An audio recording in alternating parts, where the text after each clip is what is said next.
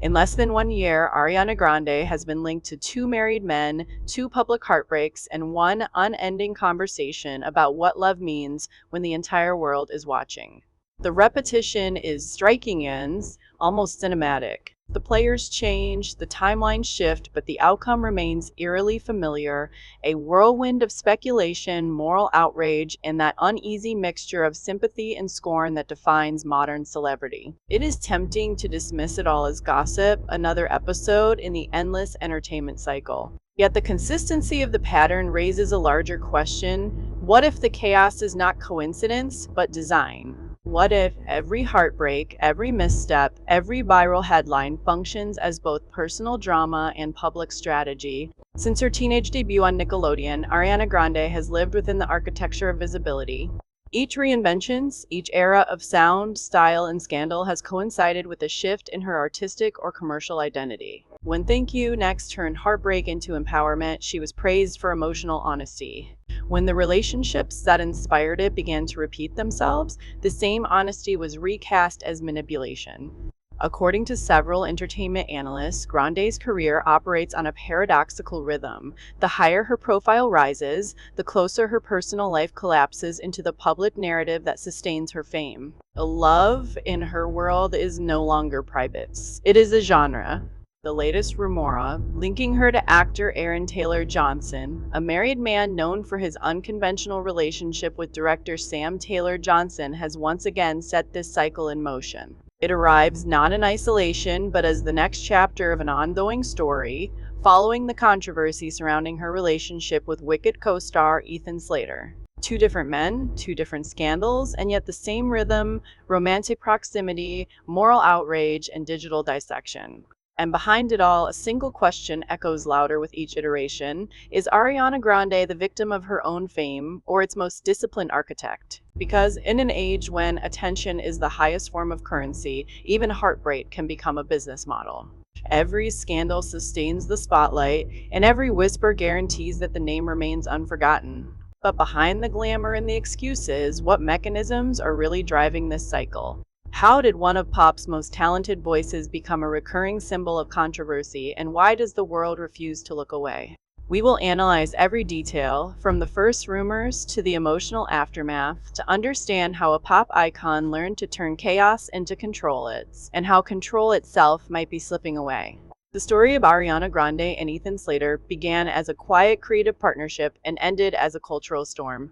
When news surfaced in mid-2023 that Grande had separated from her husband, Dalton Gomez, the public reaction was largely sympathetic, another artist attempting to reconcile love with fame. But sympathy turned sharply to scrutiny when tabloids revealed that her new relationship was with Slater, her Wicked co-star, who at the time was married and had just welcomed a newborn child with his wife Lily J. The outrage was immediate and intense. Social media labeled the affair her villain era, a phrase that merged moral judgment with entertainment branding. For weeks, timelines were filled with photos of Slater and Grande, juxtaposed against screenshots of Lily J's heartfelt posts about motherhood. The narrative was clear, simplified for virality. Ariana had crossed a line that even pop's most scandalous figures rarely dared to tread. But what set this incident apart was not merely the infidelity itself, it was how swiftly the scandal absorbed into Ariana's public persona. Within days, think pieces reframed her as both culprit and casualty. Commentators pointed to her history with high-profile relationships, say Big Sean, Mac Miller, Pete Davidson, and argued that her romantic chaos had evolved into a recurring motif of her artistry. According to Variety, Grande's heartbreaks have always doubled as turning points in her creative trajectory.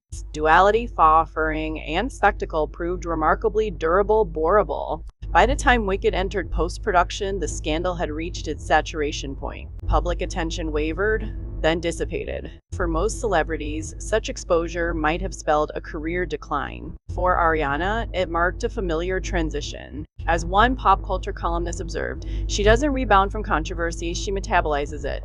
Then, months later, the cycle began again. In early 2025, a blind item appeared on gossip forums describing a married three-named actor spotted having lunch with an A-list pop star. Within hours, the internet had assigned the identities, Aaron Taylor Johnson and Ariana Grande. It was speculation without proof, but it hardly mattered. The formula was already in motion: anonymous claim, speculative thread, viral conclusion. By the end of that day, hashtags pairing their names trended across X and Reddit. Users analyzed grainy photos, debated outfits, and dissected body language with the zeal of detectives. Memes appeared within hours, some mocking the diva of the situation, others romanticizing it as Ariana saving Aaron. The phrase was both ironic and revealing, because Aaron's marriage to filmmaker Sam Taylor Johnson had long been a subject of discomfort for the public. The two met when he was only 18 during auditions for her film Nowhere Boy, which she directed at the age of 42. Their relationship, abridging a 23-year age span, was viewed by many as an unconventional love story, but also as a case study in imbalance. Over the years, interviews attempting to normalize their dynamic only reignited debate. Sam directed 50 Shades of Grey soon after their marriage, and the symbolism of control and submission that defined that film seemed to follow them off screen. In that context, the rumor of Ariana and Aaron struck a strange cultural chord. For the first time, a portion of the internet rallied to Ariana's defense not as a moral hero, but as a symbolic avenger. The narrative shifted from homewrecker to liberator. She's saving him, commenters wrote, projecting a kind of cinematic justice onto the alleged affair. But not everyone bought the redemption arc. Many saw the repetition as proof of something deeper, a behavioral pattern driven less by emotion than by timing. After all, the rumor surfaced only days after headlines confirmed Ariana split from Ethan Slater. The symmetry was uncanny: new breakup, new man, new media storm. According to The Cut, this rhythm was not accidental, but systemic, reflecting how modern celebrity operates on cycles of scandal and silence. Meanwhile, Aaron's own public gestures complicated the narrative further. Just as the gossip reached its peak, he posted a heartfelt birthday tribute to Sam on Instagram, photos, hearts, and the caption, "Every moment with you is my favorite." The juxtaposition was surreal: digital affection on one platform, digital accusation on another. For those watching, it reinforced a sense of dissonance. Truth no longer mattered, perception did. That perception, however, carried its own cost. Ariana's fanbase split in two. One side defended her as misunderstood, the other questioned why the same story kept replaying with different names. On Twitter, a viral comment captured the exhaustion perfectly. "She already wrote the song Break Up With Your Girlfriend." Apparently, she took it literally. The humor masked fatigue. By this point, the internet was not simply consuming Ariana's love life likes, it was participating in it. Every rumor became a collective performance of analysis, outrage, and irony. The public was no longer reacting to her story, it was finishing it. In many ways, this is where the pattern reveals itself most clearly. Ariana's private relationships function less as isolated events and more as narrative arcs that mirror her creative identity. Each scandal coincides with a new phase in her career, each heartbreak, a new aesthetic. It is not that she plans them, but that she understands how to survive within them. As one entertainment strategist put it, Ariana Grande's brand thrives on elasticity. She stretches scandal into storyline, and somehow, people still root for her. Yet this elasticity has limits. With the Aaron Taylor Johnson rumor, that flexibility began to look more like fragility. The public could sense repetition, and repetition breeds disinterest. For the first time, critics suggested that the formula might be breaking down, that the same narrative which once saved her could soon define her. Because in the end, every pattern runs the risk of becoming a prison. And when love becomes a structure, not a sentiment, the person inside it must decide whether to keep performing in nature or finally step off stage. Scandal has always been part of entertainment, but in the digital age, it has evolved from byproduct to blueprint. What once erupted unpredictably now follows a Formula A, one that Ariana Grande's story illustrates with unnerving precision. Every rumor begins the same way: a single whisper online, vague enough to be dismissed yet specific enough to ignite curiosity. Within hours, social media transforms that ambiguity into certainty. A blind item becomes an accusation becomes a narrative, and by the time official sources respond, if they ever do, the collective judgment has already been rendered. In the case of Ariana and Aaron Taylor Johnson, the progression was textbook. A line on an anonymous gossip page sparked a global conversation. There was no photograph of them together, no verifiable evidence, only digital speculation. Yet algorithms reward engagement, not accuracy. Posts mentioning their names multiplied across TikTok, X, and Reddit, generating millions of impressions. The more people doubted the rumor, the more visible it became. According to The Guardian's media analyst, this is not random chaos, but a reflection of how online ecosystems prioritize emotional reaction over informational value. In other words, outrage travels faster tthan truth. The Ariana Iron story, like the Ethan Slater scandal before it, became a content economy in itself, shared, remixed, and reinterpreted to serve the psychological needs of its audience. The process is almost mechanical. First, a leak. Then, the decoding phase, where fans comb through interviews, song lyrics, or paparazzi shots for clues. Next, the meme stage, where irony replaces outrage and humor sanitizes discomfort. Finally, the normalization phase, what began as transgression becomes just another headline. The cycle completes itself, ready to begin again with the next name, the next rumor. Ariana's fame, perhaps unintentionally, thrives within this structure. She does not need to feed it directly, the machine runs on its own. Her visibility guarantees that even silence will be read as strategy. When she says nothing, analysts debate why. When she speaks, they parse her tone. Each interpretation generates a new wave of discourse, and in the process, she remains precisely where every celebrity ultimately aims to be, at the center of attention, even when that attention is uncomfortable. The psychology of this phenomenon is as revealing as it is unsettling. For the audience, gossip offers a safe arena to project moral judgment without consequence. To condemn or defend Ariana is not only to discuss her, but to define oneself within the shifting ethics of celebrity culture.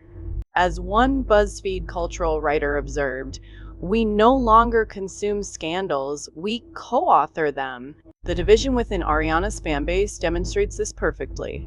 One camp positions her as the modern femme fatale, reckless, magnetic, irresistible. The other sees her as a product of the same industry that monetizes her missteps. Between them lies an uneasy truth. Both interpretations sustain her relevance. Whether saint or villain, she remains indispensable to the conversation. Meanwhile, the media industry profits from the tension. Every headline, podcast, and TikTok breakdown adds another layer to the mythology. Even respectable outlets that claim to critique gossip inevitably perpetuate it by participation. The coverage around Ariana is not merely about her, it is about the economics of attention that depend on her. A study from USC's Annenberg School for Communication described this phenomenon as performative journalism, a model where emotional intensity substitutes for factual certainty. The Ariana Aaron narrative is a prime example. Its momentum was not built on confirmation, but on speculative coherence, the illusion that the pieces fit together even when they do not. It is, in essence, the architecture of modern myth-making. The public no longer waits for reality to catch up with rumor.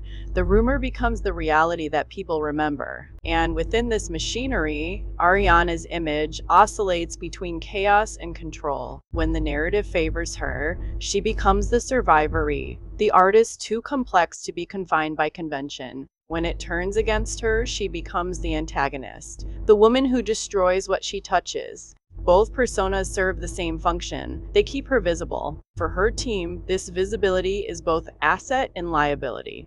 Each scandal drives streaming spikes, keeps her in conversation, and reinforces her emotional accessibility. But it also erodes the illusion of authenticity that once defined her appeal. There is only so long an artist can perform heartbreak before the audience begins to question whether the pain is realist or simply rehearsed. As one senior PR strategist told Rolling Stone, the difference between vulnerability and volatility is timing. Ariana's brand relies on being the first before anyone else defines the narrative. Yet, that timing is harder to control when every fan is also a broadcaster. The same platforms that amplify her music amplify her mistakes. And in that feedback loop, control becomes impossible to sustain. By late 2025, the public's relationship with Ariana had entered a new phase, not outrage, not adoration, but exhaustion. The same users who once defended her now scrolled past the latest rumor with a sigh. The novelty had faded, the pattern had become predictable. In the economy of attention, predictability is death. That, perhaps, is the cruel irony of fame in the algorithmic age. The machine that elevates also consumes.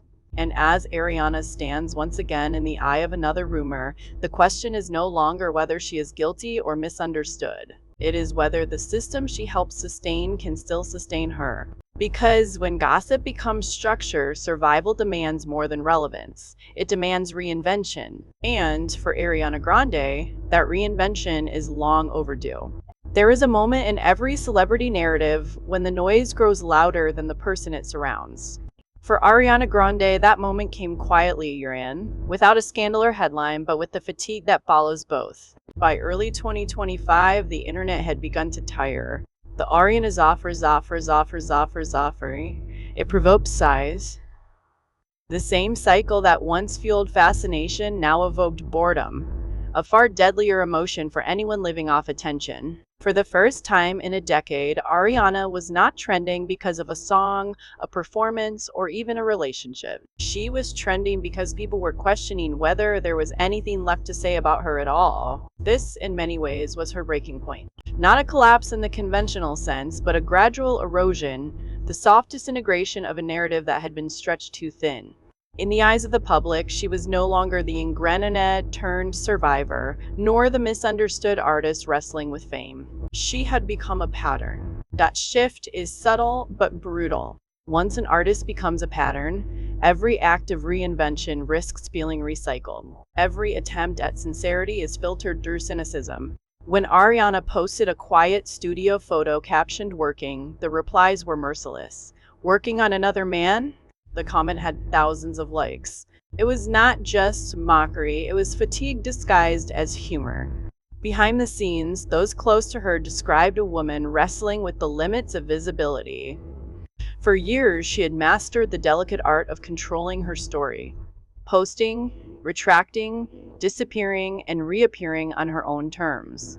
But in a media ecosystem where every silence is interpreted as guilt and every statement as manipulation, control becomes unsustainable. The loop feeds itself until there is nothing left to manage. In an interview archived from the Positions era, Ariana once said, "I just want to be understood without explaining myself." The quote resurfaced in 2025, circulating with ironic captions, but stripped of context, it revealed something raw, a person exhausted by translation, trapped between who she is and who she has to be to remain relevant. The exhaustion was not just emotional, it was structural. The industry that had elevated her now demanded perpetual vulnerability.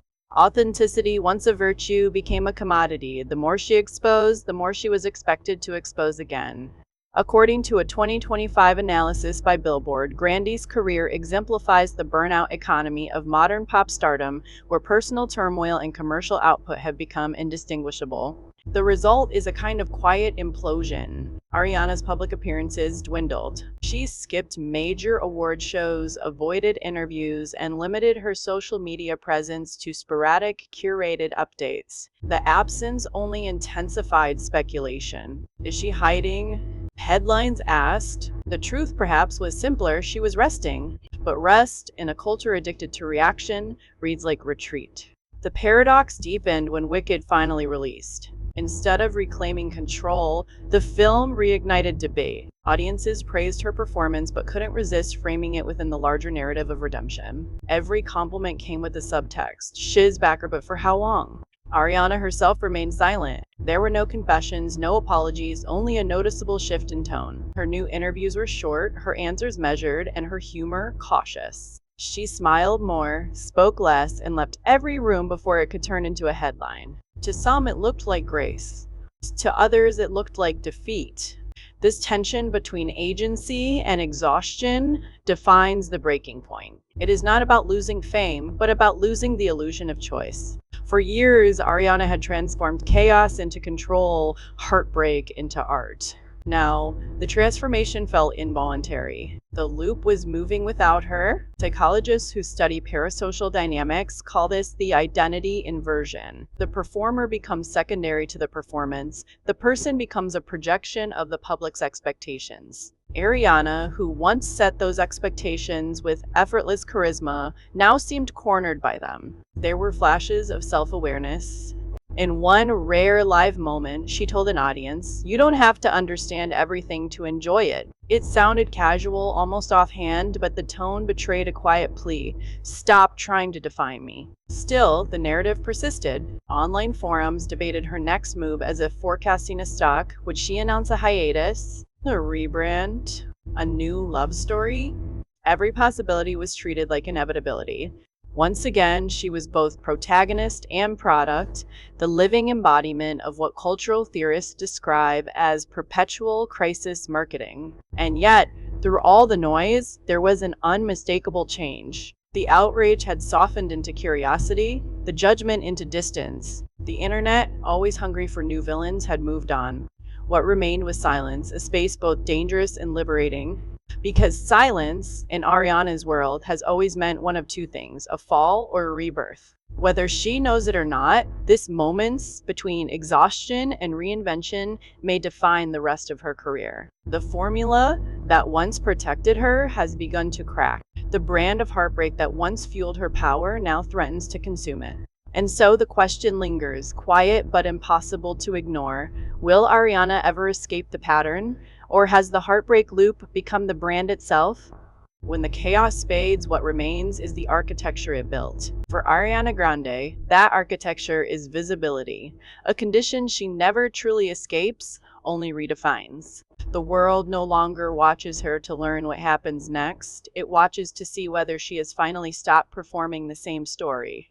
Months after the rumors cooled and the speculation dispersed, something unusual began to happen. Silence. Not calculated silence, not a hiatus disguised as anticipation, but a genuine absence from the noise. Her name still appeared on playlists, but not in headlines. The gossip cycle had found new protagonists. For the first time in years, Ariana Grande existed outside of controversy. In that stillness, her image began to look different. Not redeemed, not condemned, simply human. Fans revisited old interviews, finding warmth where they once saw arrogance. Her music, stripped of context, regained its original intimacy. It was as if the world had momentarily remembered that the voice behind the drama was still the same one that once sang about survival, grief, and forgiveness. But the machinery she helped sustain does not rest for long. The entertainment economy thrives on renewal, and silence, no matter how peaceful, is eventually interpreted as suspense. When will she return? What will she say next? Even tranquility becomes marketable when it belongs to someone famous. According to a Rolling Stone feature, Grande's absence functions like negative space in a painting. The shape of her silence defines the noise around her. Perhaps that is the truest paradox of fame. The less you say, the more people imagine. In a culture that measures authenticity through exposure, privacy itself becomes an act of rebellion. And in that rebellion lies a quiet kind of growth. Those who know her describe a woman no longer interested in defending her past or rewriting her headlines.